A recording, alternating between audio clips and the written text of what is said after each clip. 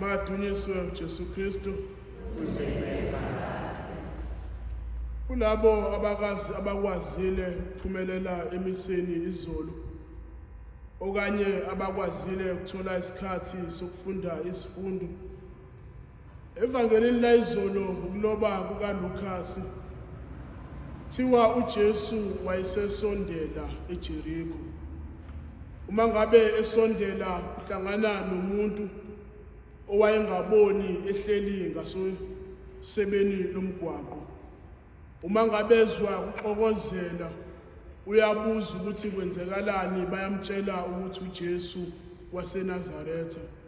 Ebese lensizwa iyamemeza, Jesu, Jesu, Ndodana kaDavide, ngihawukele. Evangelini lanamhlanje kusaqhutshekwa kuyona leyo ndaba.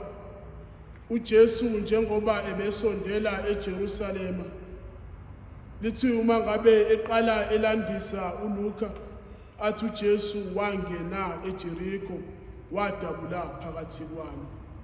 Mangabe esengena eJeriko, usephinde futhi uhlangabezana nenye insizwa ogama layo uZakhewu.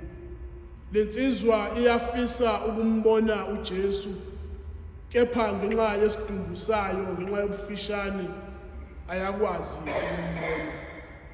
Izolo sihlangana nensizwa efisa ukumbona uJesu, kepha ngoba ayikwazi ukumbona, iyalangazelela ukumbona. Namhlanje sihlangana nensizwa emfishane, iyafisa nayo ukumbona uJesu, kepha ngenxa yesiqu sayo ayikwazi ukumbona.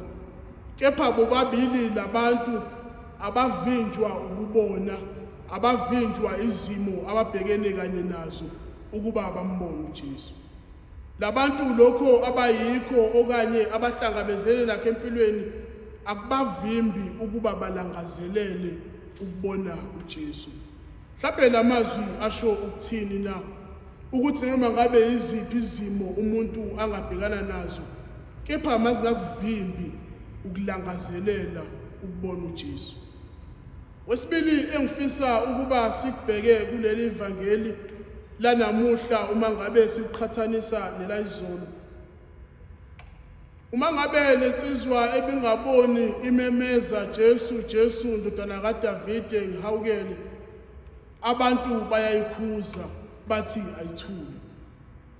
Namhlanje uma ngabe uZakhewu esekhwele emthini efuna ukubona uJesu, uJesu esethuya kwakhe, abantu banyusa izihlozo okanye babuka ngokuthuka ukuthi lo muntu lona uyisoni. Sibona izixuku zabantu ababili, athi uma ngabe uJesu efuna ukwenza izimangaliso kubantu, ebese beba namazwi ababanawo. Sizwe laba abanye uJesu uma ngabe lensizwa ufuna ukubona uJesu beyikhuza bethi ayithule. Namhlanje uJesu uyafuna ukuba kwaZakhewusi, kepha kunabantu abathi ngoba uZakhewusi uyisoni.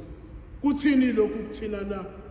Ukuthi mhlawumbe kunabantu esithi uma ngabe sisendleleni yokukholwa, sithi uma ngabe sisondelana noNkulunkulu ebesibeka amabala.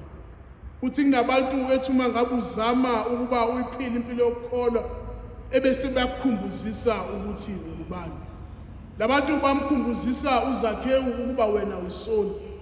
Labantu bamkhumbuzisa le ndoda izolo ukuba wena uyisihlupheki, uphila ngokucela kubantu. Kuthi kunabantu ozothi uma ngabe usondela kuNkulunkulu ebese bengakuthokozeli ubudlelwano nabo noNkulunkulu. Kuthi kunabantu ozothi uma ngabe uzama ukumkhonza uNkulunkulu ebese bengakuthokozeleli imizamo yakho ukumkhonza uNkulunkulu. Ukuthi kwesinye isikhathi siye enkonzweni kube nabantu abasibeka amabala ukuba ngoba siyamazi nje uMasibanibani, ukuba siyayazi nje ingane yakaSibanibani, ukuba siyamazi nje ngoba kaSibanibani. Ngoba the more we are trying to get closer to God, kunabantu abafuna ukuba siqhelelane